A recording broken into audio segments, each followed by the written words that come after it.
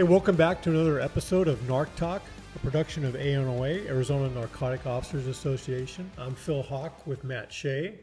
We have a guest with us today. As you can tell, we're still at our 38th annual Arizona Narcotic Officers Training Conference. And so today we brought in one of our more popular instructors, Victor Galarza from Colorado.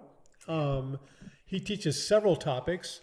Last year he taught on cartels and patron saints, and this year he's teaching on the four more powerful Mexican foreign terrorist organizations. So Right. We're talking about the splintering of the Sinaloa organization, which no longer exists. I'll be talking about the rise of CJNG, Cartel Jalisco Nueva Generación. I'll be talking about Cartel del Noreste, and I'll be talking about the alliance between various different factions that are now called Cartel del Golfo. Great, yeah, and we enjoy having you out here. We also have you come out I run the training program for HIDA. You're coming out in November, I believe. Love that class, yes. For a 4-day class out here. Yes. It's a great class, very in-depth, covers all the stuff that that people are so, what's the word I'm trying to say?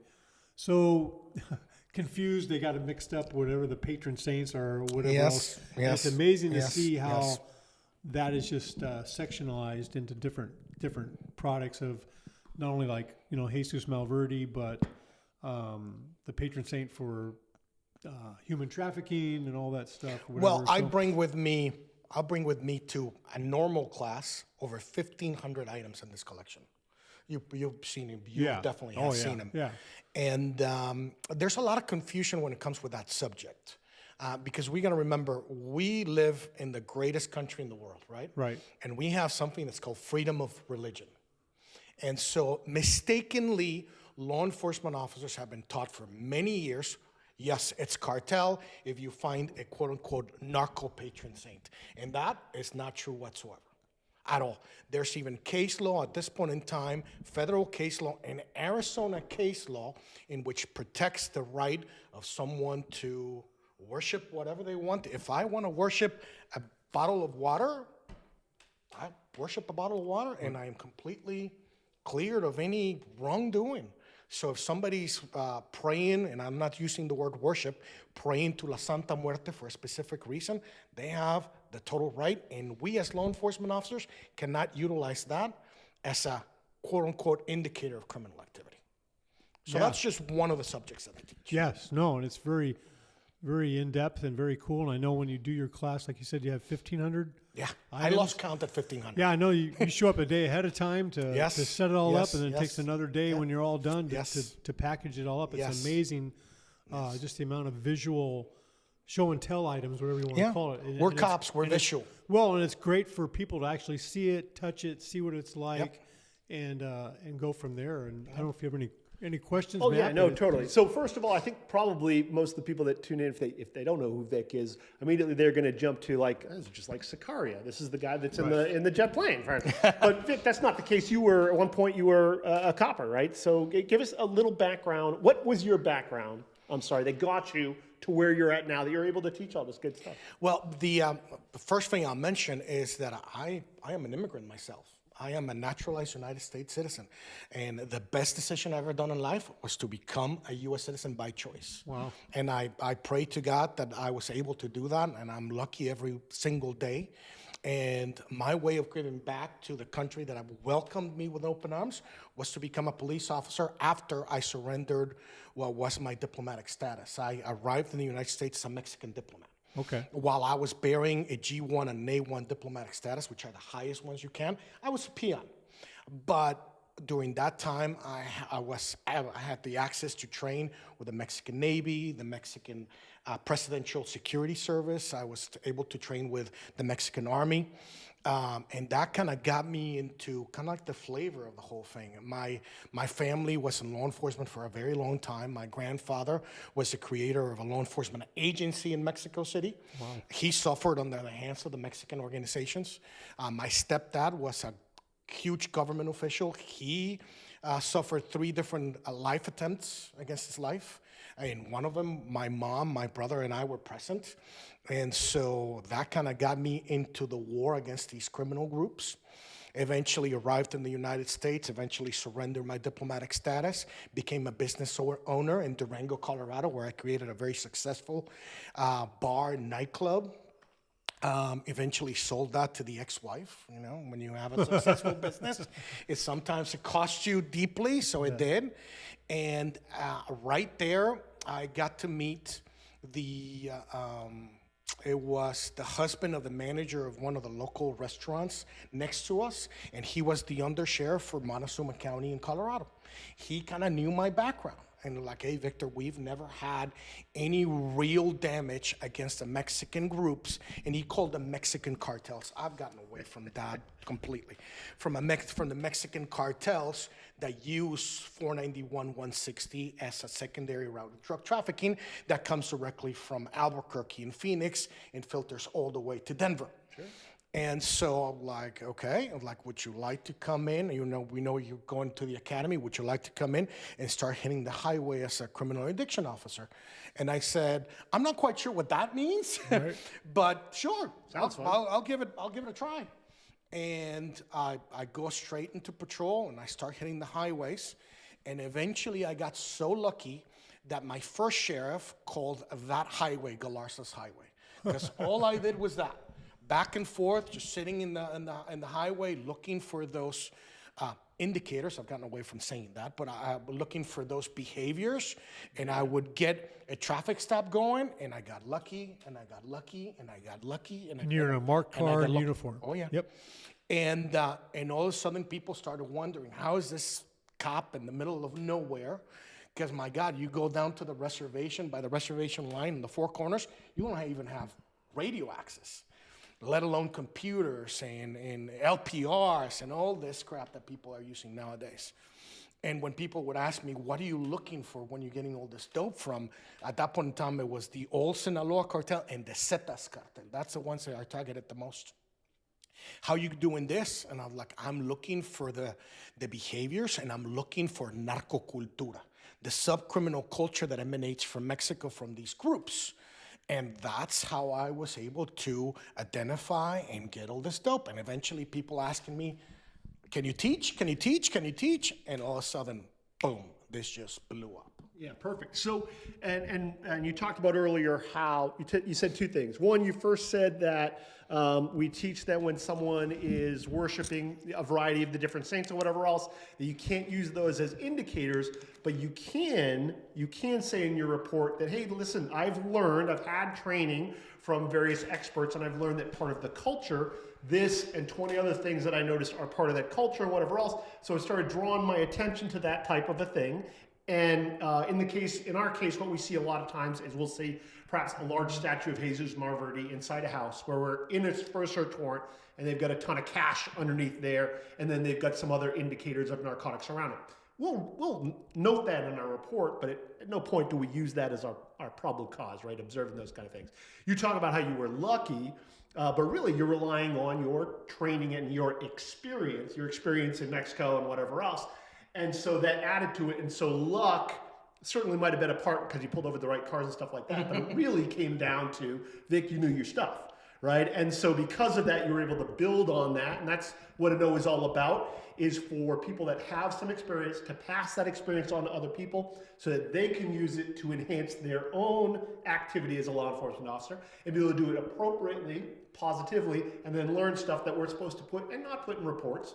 So that we're covered ourselves, so that we're making sure we are not treading on, some citizens' rights or whatever else, but at the same time, we're using it against the bad guys and be able to identify them using those subtle techniques. And that's kind of what your class is about, yeah? Yeah, the biggest weapon a law enforcement has is his brain. It's the knowledge that we as instructors are passing out. My job now, after doing stuff on the highway, and now a task force officer with the DEA and supervisor for a task force. After doing that, and just recently, I'm on leave at this point in time, but I am moving on from Colorado to another state, and I will be continuing teaching and probably joining another law enforcement agency. But the biggest thing that I want to do at this point in time is make officers better than I would ever was. That is my job, and that should be the job of every instructor. And that is the job of every instructor, at least here in ANOA, is make officers better. And how can I do that? By pass the little that I know to all of them. And that's what it's all about. You know, I present these classes. You will never see me presenting the same class twice. One is because, again, the experience, but also the knowledge. Everything that I present is up to date to that week. So what I'm going to be presenting here is information that is current to the beginning of this week. And that's why it's never the same class. It never will be. No, that's great. And that's why, I mean, that's kind of the goal here at ANOA, is we're always trying to bring in the most current up-to-date training, which you guys do. And the big thing I've always hammered on people is you never stop learning. There's just no way you can ever learn everything about this job. You got to keep learning and filling your mind up with, like you said, your brain is our most important weapon, but you got to keep filling it up with what the knowledge is and what's going on. And you learn from experts like you and Matt and whatever, and you take that and you go out and apply it in your everyday life and something. So that's great. And, no, we're glad to have you back here again this year. Looking forward to next year. I know you're doing a different class this year than you did last year, but I'm sure it's going to get great reviews, as it always does. And then we'll see you again in November out here in Arizona for the 4-day class as well. And anything else we want to highlight about you, Victor? Here in Arizona, it'll actually be in November at Hyda's office. Right. And then in February down in Marana. Okay. And then for those of you that can't go anywhere in Arizona, I will be opening for the conference at MVCI in Atlanta coming up next month. And then that same week, I'll be closing for the Oklahoma Narcs conference. Okay. And then in November for a conference, I will be at Nevada's. So if you're anywhere around there, please stop by and say hi. That's great. Obviously, Victor's up to date on this stuff. He's well sought after instructor, and we're very proud and honored to have you here again for Arizona Narcotic Officers Association. So It'll be a good time. Cool. Anything else, Matt? Yeah, well, I think it's great to hear people like Victor talk about how they have all this knowledge, but they're always continuing to learn. They're always gaining more knowledge, not only from getting it through experience, but listening to other instructors. Every time I go to Vic's class, I think I know a lot of stuff, but every time I go to Vic's class, I learn something new. And there's just so much information that to be able to absorb it all and then utilize it.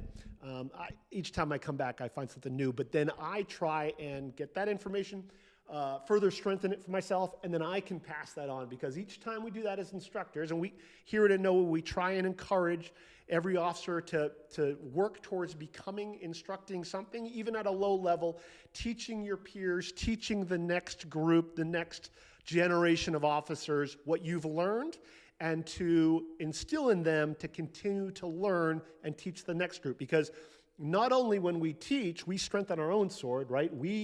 I find that every time I teach, it helps me kind of strengthen what I know, and I'm better in court. I'm better when I write a report. I'm better when I talk to bad guys.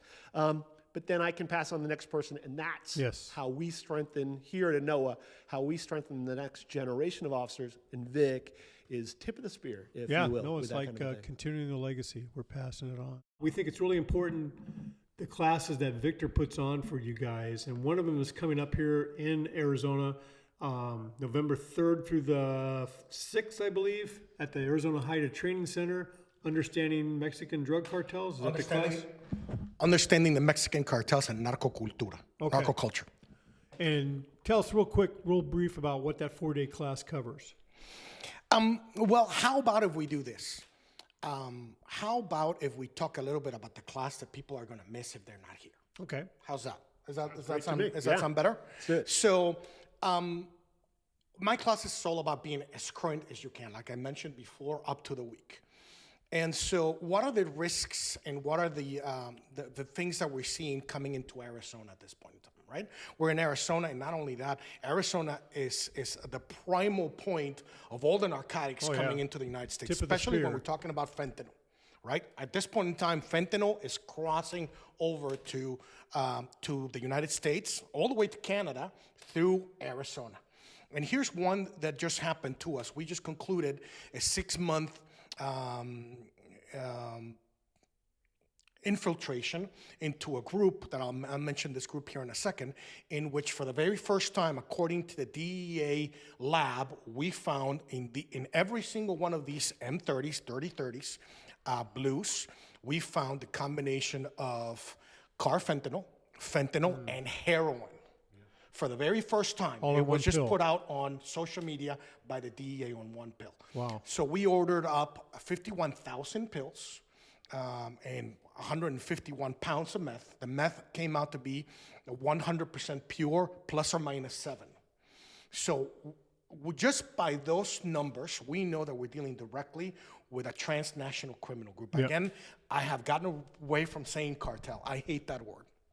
So we're dealing with a transnational criminal group. The question is what group we're dealing with. Because how sexy it would be for a law enforcement officer, the law enforcement officers that weren't able to come to this class. Let's say people that are in Nebraska, in Iowa, in Illinois, Southern Illinois, Missouri. How cool would it be for them to be able to recognize those factors, as I call them, those factors and items of interest to possibly identify someone as a member of a foreign terrorist group, pass this on to their AUSA and say, we want to charge with providing assistance to a foreign terrorist organization. Wow. That's what it's all about, right? That's great, yeah. Especially when you're going into Middle America. Yes. Because everybody thinks, oh yeah, the cartels are not in Middle America. I can tell you for a fact, CJNG, the most sophisticated, most advanced transnational criminal organization, now reclassified as a foreign terrorist organization, has operatives, has criminal assistance, has other organizations in every state of the United States. Wow. Every state of the United States. That's where you can find CJNG. And they count on the fact that they can hide in plain sight. And they count on the fact that, like, oh yeah, law enforcement officers can't tell one thing with the other because they're not trained on this. That's where my class comes in. That's where the information I pass on comes into play. And I apologize, but do you in your class, do you talk about how those organizations, maybe do you talk about the history of those transnational criminal organizations, what we like to call cartels occasionally, how they started out as, say, 3, 4 cartels, then splintered into 7, and now they're who knows how many cartels, why it is, for instance, that the Sinaloa cartel was the primary organization that was sending fentanyl and cocaine and heroin up into the Maricopa County area, but now they no longer essentially exist. It's now how many different organizations? 5, 6, 7, they've split. Do you talk about that kind of stuff in your class? Oh yeah, so let's talk about exactly the example that I was going to give you. The old Sinaloa cartel, well, you hear people, oh yeah, the Sinaloa cartel, this Sinaloa cartel, that. And I go over when people, I was like, okay, what are you talking about exactly? Because now, as you mentioned, we have the splinter, especially with the kidnapping of El Mayo Zambada. When the patriarch of this organization gets kidnapped by the son of El Chapo Guzman, Joaquin Guzman Lopez, gets thrown into a plane, which you will see a picture of the plane in my batch on this podcast that I just provided. And he gets transported first to New Mexico and gets indicted in Texas. What do you think is going to happen to that organization? Are they going to be the same group? No, not at all. Right. That's why we see the civil war that's happening in Culiacan as we talking. And so nowadays, what we see the Sinaloa cartel, now it's divided into 3 groups. One would be the group led by Los Chapitos, the sons of El Chapo Guzman. That group is known as La Chapiza, right? Then you have La Malliza, which is the group that was formerly of El Mayo Zambada, and now is led by El Mayito Flaco, the son of El Mayo Zambada. They are at war with each other. An alliance that just occurred was between the third organization, which is La Chapiza, and then La Guaniza. La Guaniza, the third organization, is controlled and ruled by the brother of El Chapo Guzman. Those 2 organizations are in bed with each other, and then La Malliza is in bed with another huge threat. And that's what affects Arizona. It's a conference in Arizona. We're talking about the threat to Arizona. So now we have the splintering of the Sinaloa cartel. What happens when these organizations splinter? They became more violent. That's what we're seeing at this point in time, and you'll see another graph. How many people have died in Mexico since the beginning of this war in 2006? How many do you think? Oh, I'm sure it's in the tens of thousands. 463,000 people, with over 130,000 people completely missing. So all this splintering, now we're talking about, between you were asking me, how many groups are there in Mexico? At any given point in time is between 300 and 800 regional mafias, transnational groups, foreign terrorist organizations, organized crime, and street gangs. And we all call them cartels. That's why I get away from calling them cartels, because then you don't, when we're talking about information, especially when you're putting down in a report, you have to be specific. You have to know what you're putting down there. So if you're referring them just as cartels, then I would say, as a defense attorney, what exactly are you talking about? Are you talking about a regional mafia in Mexico, or are you talking about a foreign terrorist organization operating here in the United States? So that's the splintering of the Sinaloa cartel. The biggest threat right now to Arizona, to the United States, to the world, is the alliance that now has been confirmed. I've been talking about this alliance for 2 years. And this alliance is La Unión, the union. This is the union between La Chapiza and CJNG, the most sophisticated, most advanced transnational criminal organization, now reclassified as a foreign terrorist organization. Now they operate in your border in Sonora. And they fight for the plaza. They fight for that area of control that is your border with Arizona, to bring all the dope into the United States. That is one of the biggest threats that you have here, let alone the splintering of La Chapiza. Again, the sons of El Chapo Guzman that weren't liked within their group. And so now we have the emergence of Cartel Independiente de Sonora, the independent cartel of Sonora. They're divided into 3 different groups. One of them is Los Salazar. If you're in Arizona and you don't know that name, you're behind the curve. Keep an eye out for Los Salazar, then Los Cazadores, and there's another group inside of them which are huge, known as Los Paredes. I will be in this class putting out information about a plaza boss that lives in Queen Creek, Arizona, hiding in plain sight. Wow. So it just confirms what we've talked about almost every episode, the importance of staying up to date, training, and learning stuff. Right. I mean, that is so valuable information right there. So it's really impossible to encapsulate even probably, 100 of what Vic knows in one podcast episode. So I think probably in the future we'll try and have one, maybe more podcast episodes where we'll have Vic come and provide more information. In addition, he's got classes he's having with you, and the one that he's mentioned. And Vic, I think you have your own, at least some social media that's out there that people can find you. Yeah, I got Instagram, I got Facebook, and obviously my webpage. I'm also in LinkedIn. You can find me there too. On LinkedIn, you will find a lot of positive information, law enforcement intel. Okay. I keep that very professional. The Instagram is kind of like the lighter side of being a narc. Yeah. Cool. With some cartel information there. And yeah, but the biggest thing is conferences like this. I get to meet an enormous amount of people. I get to talk to them, and I get to pass the correct information to them to make them better cops. No, that's great, and we're honored that you're here again with us. And I love being partnered with you. Yeah, we love our relationship we've established with you. It's been good, and I think I first met you at one of our 2-week undercover schools down in Tucson. Yes. And it's just been a great relationship ever since, and we treasure that. So we appreciate you coming out here. Thank you again for having me. That's cool. So look for that. We're going to push that out. His training, not only the one coming up in November, but the other ones he's got in Arizona and across the country. So thanks again for watching another Narc Talk episode. Remember to stay safe and stay strong. And be vigilant. There you go. Thank you to our guest speaker, Victor Galarza. You can visit his website at thevigilanceproject.net.